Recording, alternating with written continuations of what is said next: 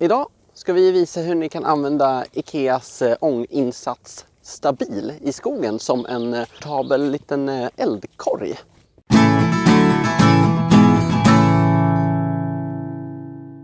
Här ser ni då ånginsatsen Stabil från Ikea.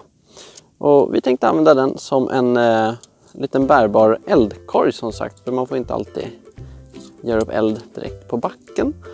Och ibland så vill man inte göra det heller för att det kan vara direkt olämpligt. Så då tänkte vi köra med den här rackaren. Medan vi hugger upp ved så vill vi tipsa om en annan YouTube-kanal som heter Geovloggen. Den handlar om geocaching. Och det är en skattjaktsform som man ofta utövar med GPS eller liknande. Och det går ut på att hitta små gömmor som andra utövare har gömt. Ja, det kan vara lite överallt. Det är en fantastisk friluftsaktivitet som gör att man verkligen kommer ut och man får ett mål med sina utfärder. Så följ dem för att hänga med på deras geocaching-äventyr. Vi lägger en länk i beskrivningen.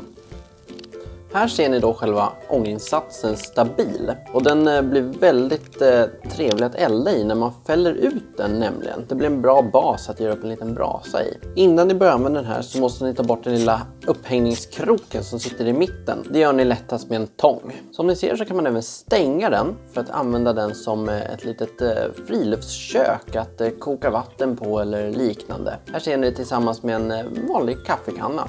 Vi tänkte nämligen koka upp lite vatten till chokladen.